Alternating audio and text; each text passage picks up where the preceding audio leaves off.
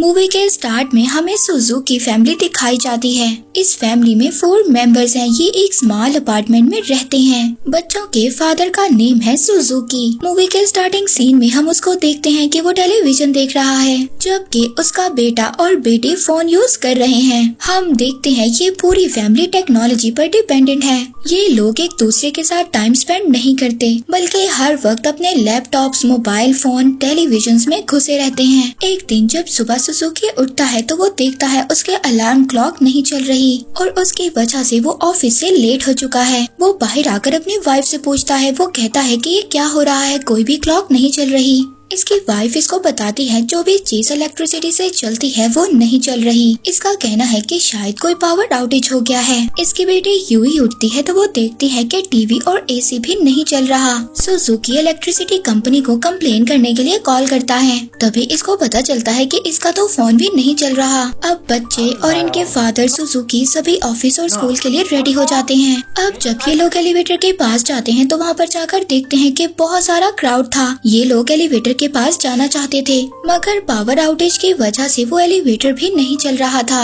इसके बाद ये सभी लोग सीढ़ियों का इस्तेमाल करते हैं ग्राउंड तक जाने के लिए। ये सभी लोग हैरान और परेशान थे कि ऐसा क्या हो गया, पूरी सिटी में इलेक्ट्रिक आउटेज हो गया, जिसकी वजह से इलेक्ट्रिसिटी से चलने वाली कोई भी चीज नहीं चल रही। अब सुजुकी तो पहले ही ऑफिस से लेट हो चुका था। ये ट्रेन से जब ऑफिस जाना चाहता था तो इसको पता चलता है कि अब तो ट्रेन भी नहीं चल रही पावर आउटेज की वजह से। अब हम देखते हैं कि सभी लोग बस से जाना चाहते हैं, मगर इलेक्ट्रिसिटी और फ्यूल से चलने वाली सभी चीजें बंद हो चुकी थी। दूसरी तरफ हम सुजुकी के बेटे को देखते हैं जो बाइसिकल पर जा रहा है। वो देखता है कि सिटी में कोई भी व्हीकल काम नहीं कर रही, बल्कि लोग इसकी बाइसिकल को देखकर जेलस हो रहे हैं। अब सुजुकी जब ऑफिस पहुंचता है तो वो देखता है कि ऑटोमेटिक डोर ऑफिस का नहीं खुल रहा और साथ ही में किसी की भी वॉच काम नहीं कर रही। अब यहाँ पर कुछ लोग उस ऑटोमेटिक डोर को तोड़कर ऑफिस के अंदर जाते हैं और तो और जब ऑफिस के अंदर जाकर देखते हैं तो वहाँ पर कोई भी कंप्यूटर नहीं चल रहा। हम वहीं पर सुजुकी की वाइफ को देखते हैं जो अपने आसपास सभी लेडीज से बातें कर रही होती है। वो उनसे डिस्कस कर रही होती है पावर आउटेज के बारे में। इसके बाद सुजुकी की वाइफ ग्रोसरी स्टोर पर जाती है। वहाँ पर वो जाकर देखती है कि लोग पानी और फूड को स्टोर कर रहे हैं। ये भी अब उनके जैसा ही करती है। ग्रोसरी स्टोर में बहुत ज्यादा लोग थे जो चीजों को स्टोर करने के लिए आए हुए थे, लेकिन वहाँ पर कोई भी मशीन काम नहीं कर रही थी। इसलिए कैशियर ये अनाउंस करता है कि वो लोग सिर्फ कैश ही लेंगे। अब बहुत सारे लोग जल्दी से एटीएम मशीन से जाकर पैसे निकालना चाहते थे, मगर एटीएम मशीन भी काम नहीं कर रही थी। हम वहाँ पर सुजुकी के ऑफिस में देखते हैं क्योंकि कंप्यूटर नहीं चल रहे पावर आउटेज की वजह से, तो यहाँ पर इनका बॉस इन सबसे कहता है कि आज आप लोग वापस जा सकते हैं क्योंकि कंप्यूटर पर ही काम करना है और कंप्यूटर तो चल ही नहीं रहे। सुजुकी जब घर वापस आ रहा होता है तो रास्ते में ये बाइसिकल की शॉप्स को देखता है। वो देखता है कि बाइसिकल की प्राइस तो बहुत ज्यादा हो गई है पावर आउटेज की वजह से, मगर इसके बावजूद वो एक बाइसिकल खरीद ही लेता है। अब रात को हम सुजुकी की फैमिली को देखते हैं जिनके घर में लाइट नहीं आई हुई। इन्होंने कैंडल जलाई हुई है और ये मिलकर डिनर कर रहे हैं। अब जब सुजुकी का बेटा वॉशरूम में जाता है तो वो जाकर देखता है कि टॉयलेट का फ्लश भी काम नहीं कर रहा और तो और सभी टैप्स ने भी काम करना छोड़ दिया है। अब सुजुकी की बेटी भी यहाँ पर बहुत ज्यादा परेशान हो गई थी। वो ये सोच रही थी कि लाइट तो गई, मगर यहाँ पर टैप्स का बंद होने का तो कोई काम नहीं बनता क्योंकि टैप्स तो इलेक्ट्रिसिटी पर काम नहीं करती। अब डिनर के बाद हम देखते हैं सुजुकी के बेटा और बेटी अपने रूम में जाते हैं। वो बहुत ज्यादा बोर हो गए थे क्योंकि इनका सेलफोन काम नहीं कर रहा था और ना ही इंटरनेट था। इसके बाद ये फुल फैमिली बालकनी में जाकर आसमान को देखने लगते हैं। ये बालकनी से देखते हैं कि पूरा शहर अंधेरे में है, सिर्फ तारे ही हैं जो उस शहर को अपनी रोशनी दे रहे हैं। हम देखते हैं कि पहली बार ये फैमिली मिलकर टाइम स्पेंड कर रही थी और एक्चुअली में ये सब इसको एंजॉय कर रहे थे। पावर आउटेज को होते होते 3 दिन गुजर गए हैं और सुजुकी के घर की हालत बहुत ज्यादा खराब थी। इलेक्ट्रिसिटी ना होने की वजह से लोगों का लाइफस्टाइल चेंज हो गया है। हम सुजुकी को उसके ऑफिस में देखते हैं। वहाँ पर उसका सीनियर उसको बताता है कि आज के बाद आप लोग काम पर नहीं आएंगे जब तक पावर आउटेज ठीक नहीं होता, यानी कि जब तक इलेक्ट्रिसिटी नहीं आएगी, कंप्यूटर्स नहीं चलेंगे, इन लोगों को वापस काम पर आने की जरूरत नहीं है। अब ये सुनकर सुजुकी बहुत ज्यादा परेशान हो जाता है। वो अपने सीनियर से कहता है कि अगर हम काम पर नहीं आएंगे तो पैसे कैसे कमाएंगे, हमें अपने बच्चों को भी तो खिलाना है। अब ये सब बातें सुनकर उसका सीनियर उससे कहता है अब जैसी कंडीशंस चल रही हैं, ज्यादा देर तो आप टोक्यो शहर में नहीं रह सकते, क्योंकि मुझे ऐसा लगता है इन कंडीशंस के साथ ऐसा टाइम आएगा कि खाने और पीने की भी कमी हो जाएगी, क्योंकि हम देखते हैं कि लोग इस टोक्यो शहर को छोड़कर इस कंडीशन की वजह से जा रहे हैं। और अब सुजुकी भी ऐसा ही करना चाहता है। सुजुकी की वाइफ पास वाले वाटर टैंक से पानी भरने जाती है, मगर वो देखती है वहाँ पर तो बहुत ज्यादा क्राउड है, वहाँ पर बहुत ज्यादा लोग खड़े हैं। और फिर इन सभी लोगों को वापस भेज दिया जाता है, क्योंकि टैंक्स भी काम नहीं कर रहे, क्योंकि इन टैंक से पानी खत्म हो गया है। अब सुजुकी बैंक जाता है पैसे निकलवाने के लिए, मगर इसको भी वापस भेज दिया जाता है। अब पावर आउटेज को 7 दिन हो चुके हैं और इलेक्ट्रिसिटी शहर में अभी तक नहीं आई। सभी ग्रोसरी स्टोर्स, ऑफिसेज, स्कूल सभी बंद हो गए थे इलेक्ट्रिसिटी न आने की वजह से। यहाँ तक कि सभी फैक्ट्रीज भी बंद हो गई थी और सभी लोग कंट्री साइड की तरफ मूव कर रहे थे। अब सुजुकी की फैमिली भी ये डिसाइड करती है कि हम लोग भी कंट्री साइड की तरफ जाएंगे। ये अपने बैग्स में अपने खाने की चीजें और जरूरत की चीजें सभी पैक्स कर लेते हैं और अब ये सभी लोग बाइसिकल के साथ मूव कर रहे होते हैं। ये लोग अपने साथ पानी भी रखना चाहते थे, मगर पानी की कीमत बहुत ज्यादा थी, मगर फिर भी ये लोग किसी तरह से मैनेज कर लो प्राइस पर पानी की बोतल्स ले लेते हैं। अब ये एक जगह पर रुकते हैं, रेस्ट करते हैं और खाते हैं और इसके बाद दोबारा से अपने सफर पर चलने लगते हैं। अब आखिरकार ये लोग एयरपोर्ट पहुंचते हैं, जहां पर से इन्होंने फ्लाइट लेनी थी अपने गांव की तरफ। इनको बताया गया था कि एयरपोर्ट से अभी भी फ्लाइट्स जा रही हैं, इसीलिए ये लोग एयरपोर्ट पर पहुंचे थे, मगर एयरपोर्ट पर भी लोगों का बहुत ज्यादा क्राउड था। ये लोग आगे जाकर पता करते हैं, तब इन्हें पता चलता है कि फ्लाइट्स भी कैंसिल हो गई हैं और जब तक पावर वापस नहीं आती फ्लाइट्स भी नहीं चलेंगी। इन्हें कुछ भी समझ नहीं आ रही थी। हम देखते हैं कि ये एक होटल में एक रात गुजारते हैं। होटल का ऑनर इनकी कंडीशन देखते हुए इनसे ज्यादा चार्जेस लेता है। अब डिनर करते हुए ये लोग डिसाइड करते हैं कि फ्लाइट्स तो जा नहीं रही, इसीलिए इन्हें अपने गांव बाइसिकल पर ही जाना होगा।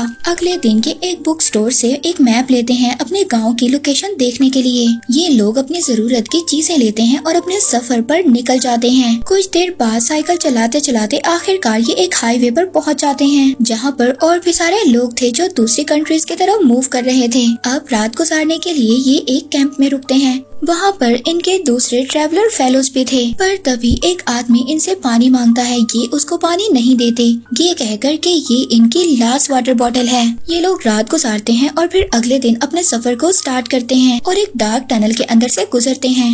टनल में बहुत ज्यादा अंधेरा था और वहाँ पर लुटेरे भी थे। तभी हम देखते हैं कि एक लेडी इनकी हेल्प करती है। ऐसे ही दिन गुजरते जाते हैं और अब 16वां दिन है पावर आउटेज को, यानी कि 16 डे। अब फैमिली दरिया के किनारे बैठी होती है और यहाँ पर इनकी लास्ट वाटर बॉटल भी खत्म हो जाती है। अब सुजुकी डायरेक्टली दरिया से पानी पीता है, क्योंकि इनके पास कोई और रास्ता नहीं था। अब ये लोग दोबारा से अपना सफर स्टार्ट करते हैं, तभी रास्ते में तूफानी बारिश आ जाती है। ये सब लोग अपनी सारी चीजें छोड़कर एक महफूज जगह पर पनाह लेते हैं। तूफान के बाद ये लोग अपनी चीजों के पास वापस जाते हैं। अब यहाँ पर ये लोग देखते हैं कि सुजुकी के बेटे की बाइसिकल का टायर खराब हो गया है, साथ ही में इनका खाना भी गिर गया है और इनके कपड़े भी खराब हो गए हैं। अब टाउन में बच्चे खाना ढूंढने के लिए जाते हैं, जबकि इनके पेरेंट्स एक जगह पर आराम करने के लिए रुकते हैं। आखिरकार बच्चों को एक ग्रोसरी स्टोर मिलता है। यहाँ पर लड़का तो अपना बाइसिकल टायर ढूंढ रहा होता है, अब जो कि उसे वहाँ से नहीं मिलता, और लड़की खाने की चीजें देख रही होती है जो कि इनके आने से पहले ही लोग उठा चुके थे। तभी इनको वहाँ पर बैटरी वाटर की बोतल मिलती है, जो कि एक डिस्ट्रिक्ट वाटर था और ये लोग उसको पी सकते थे। लड़की को कैट फूड मिलता है और वो ये सोचती है कि वो इसको ही खा लेगी। अब वो अपने पेरेंट्स के सामने जाती है और जाकर ये खाना खा रही होती है, जो इसको बिल्कुल भी पसंद नहीं आता। मगर अब करते भी तो क्या करते, इन लोगों को जिंदा भी तो रहना था। वहाँ पर कैंडी अपने बाइसिकल के टायर को ठीक करने के लिए अपने फोन का कवर यूज करता है। अब ये लोग दोबारा से अपने सफर को स्टार्ट करते हैं। हफ्ते तक तो ये बैटरी वाटर और कैट फूड पे ही सरवाइव करते हैं। अब पावर आउटेज को होते हुए 21st डे हो चुका था। तभी इनको एक कैंपर मिलती है और इनको एक वीट दिखाती है और कहती है कि आप लोग इस वीट को खा सकते हैं, मरने से तो अच्छा है ये लोग वीट को खाकर अपनी भूख मिटाएं। तभी उस उस कैंपर के साथ एक लड़का भी होता है जो इनकी फैमिली की पिक्चर लेता है। वो एक नॉन डिजिटल कैमरा था। वो इनसे प्रॉमिस करता है कि जब पावर वापस आ जाएगी तो वो इनको ये पिक्चर भेज देगा। अब ये लोग मिलकर सफर करते हैं। बाद में इनके रास्ते अलग हो जाते हैं। अब इसके बाद इनकी फैमिली एक्वेरियम में पहुंचती है, जहां पर देखते हैं कि लोग मछलियां बेच रहे थे। अब ये लोग भी लाइन में लग जाते हैं ताकि इन्हें खाने के लिए कुछ मछलियां मिल जाएं, क्योंकि इनका खाना तो खत्म हो चुका था। मगर जब इनकी बारी आती है तो वो मछलियां भी बिक चुकी थी। यहाँ पर हम सुजुकी को देखते हैं जो उस आदमी के पाँव पड़ गया था कि प्लीज मेरे बच्चों को खाने के लिए कुछ मछलियाँ दे दो, मगर वो आदमी इसको इग्नोर कर वहाँ से चला जाता है। अब करते तो क्या करते, ये लोग दोबारा से अपने सफर को स्टार्ट करते हैं। ये एक फील्ड में देखते हैं। ये भूख और प्यास की वजह से बहुत ज्यादा थके हुए थे।